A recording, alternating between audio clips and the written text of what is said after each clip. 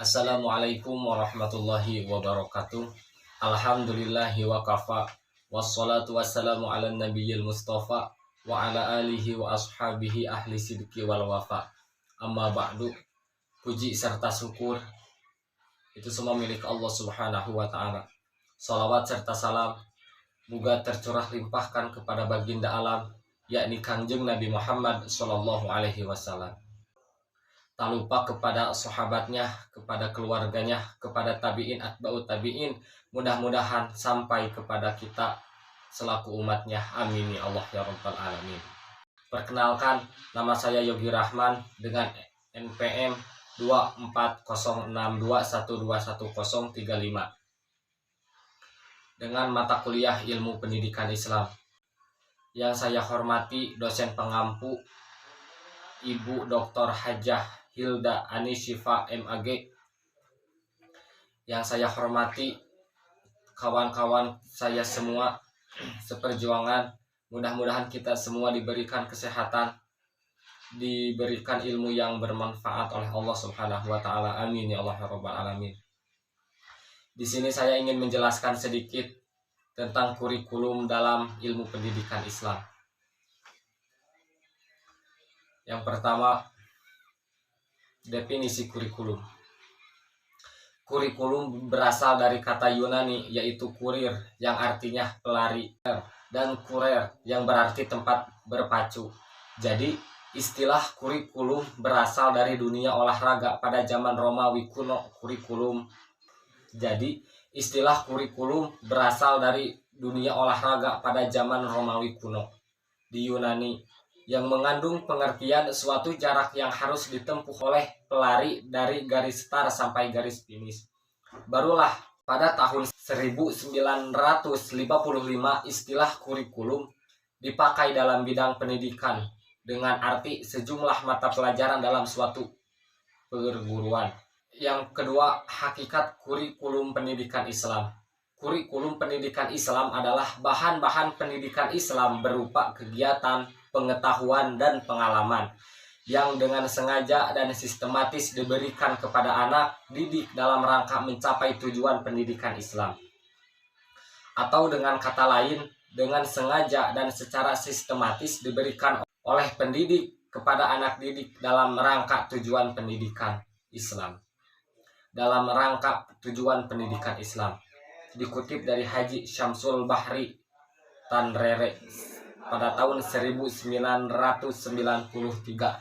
Poin berikutnya, ada ciri-ciri kurikulum pendidikan Islam menurut Al-Syaibani sebagaimana yang dikutip oleh Ani Nur Hayati dalam bukunya Kurikulum Inovasi. Dapat dijabarkan sebagai berikut. Yang pertama atau yang A, kurikulum pendidikan Islam harus mewujudkan tujuan pendidikannya, materi pembelajarannya untuk pelajaran agama dan akhlak harus diambil dari Al-Quran dan hadis serta contoh-contoh tauladan dari tokoh-tokoh terdahulu yang baik. Yang B, kurikulum pendidikan Islam sangat memperhatikan pengembangan menyeluruh tentang aspek pribadi siswa, yaitu dari intelektual, psikologis, sosial, dan spiritual. Untuk mengembangkan menyeluruh ini, kurikulum harus dengan tujuan pembinaan pada setiap aspek berikut. Untuk para peserta didik harus diajarkan sebagai ilmu pengetahuan. Lanjut, ada asas kurikulum pendidikan Islam. Suatu kurikulum tidak terkecuali kurikulum pendidikan Islam harus mengandung beberapa unsur utama seperti tujuan, isi mata kuliah, metode mengajar, dan penilaian. Kesemua unsur tersebut harus tersusun dan mengacu pada sumber kekuatan yang menjadi landasan dalam membentuknya. Sumber kekuatan tersebut dikatakan sebagai asas-asas pembentuk kurikulum pendidikan. Muhammad Al-Taumi Al-Syaibani mengemukakan asas-asas pembentuk kurikulum sebagai berikut. Yang pertama, ada asas religius atau agama. Yang kedua, ada asas filsafah. Yang ketiga, ada asas psikologi. Dan yang keempat, ada asas sosiologis. Prinsip-prinsip kurikulum pendidikan Islam. Prinsip tersebut adalah 1. Prinsip berdasarkan Islam termasuk ajaran dan nilai-nilainya. 2. Prinsip mengarah kepada tujuan. Artinya, seluruh aktivitas yang diproduksi oleh kurikulum harus mengarah kepada tujuan. 3. Prinsip bertautan antara seluruh kegiatan kurikulum dengan seluruh aspek sosiologis, baik internal ataupun eksternal. 4. Prinsip relevansi, kesesuaian dengan kondisi sekarang. 5. Prinsip fleksibilitas. Yang keenam, prinsip integritas. Artinya, SDM yang dihasilkan oleh kurikulum mampu menyelaraskan dan mengintegralkan kehidupan dunia dan akhirat. Dan yang ketujuh, ada prinsip efisiensi, yaitu mengarahkan dengan cermat pendayagunaan usaha untuk mencapai tujuan. 8. Prinsip kontinuitas dan kemitraan adalah bagaimana kurikulum mempunyai kelanjutan dalam kerjanya dengan kaitan-kaitan kurikulum yang lain. 9. Prinsip individualitas, artinya kurikulum memperhatikan kondisi pribadi anak didik. 10. Prinsip pemerataan, artinya seluruh peserta didik berhak memperoleh pembelajaran yang baik beserta hal-hal yang mendukung pembelajarannya. 11. Prinsip kedinamisan, artinya kurikulum harus bersifat progresif terhadap perkembangan ilmu pengetahuan dan perubahan sosial. 12. Prinsip keseimbangan, artinya kurikulum dapat mengembangkan potensi peserta didik secara harmonis. Dan yang ke-13, prinsip efektivitas adalah agar kurikulum dapat menunjang efektivitas guru dalam mengajar dan murid dalam belajar. Yang berikutnya ada isi kurikulum pendidikan Islam. Materi pembelajaran yang terdapat dalam kurikulum pendidikan Islam pada masa sekarang nampaknya semakin luas. Hal ini karena dipicu oleh kemajuan ilmu pengetahuan, teknologi, dan budaya. Selain itu juga semakin beratnya beban yang ditanggung oleh pihak sekolah sebagai penyelenggara pendidikan.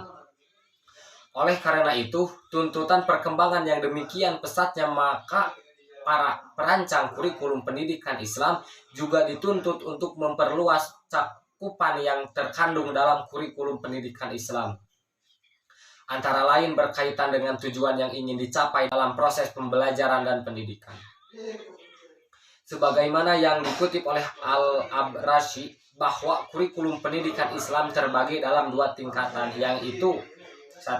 Tingkatan pemula atau manhaj ibtidai, yang mencakup materi kurikulum pemula difokuskan pada pembelajaran Al-Quran dan As-Sunnah. Dan tingkatan atas manhaj ali, yakni kurikulum yang mempunyai 2 kualifikasi, yaitu ilmu-ilmu yang berkaitan dengan zatnya sendiri, seperti ilmu syariah yang mencakup fikih, tafsir, hadis, ilmu kalam, dan ilmu-ilmu ditunjukkan untuk ilmu-ilmu lain dan bukan berkaitan dengan zatnya sendiri, seperti ilmu bahasa, matematika, dan mantik atau logika. Yang terakhir ada kesimpulan.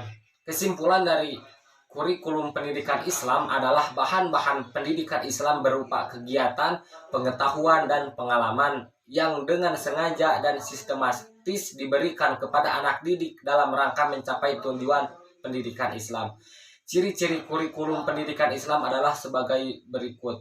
Yang pertama, menonjolkan tujuan agama dan akhlak pada berbagai tujuan, kandungan, metode, dan tekniknya yang bercorak agama. 2. Memperhatikan dan membimbing segala pribadi peserta didik, baik di sisi intelektual, psikologis, sosial, maupun spiritual. 3. Memperhatikan keseimbangan berbagai aspek ilmu pengetahuan. 4. Kurikulum yang disusun selalu disesuaikan dengan bakat dan minat peserta didik. Dan yang terakhir, yang kelima, bersifat dinamis dan fleksibel, yakni sanggup menerima perkembangan dan perubahan apabila dipandang perlu. Mungkin sekian presentasi dari saya. Mohon maaf banyak kesalahannya. Terima kasih. Wassalamualaikum warahmatullahi wabarakatuh.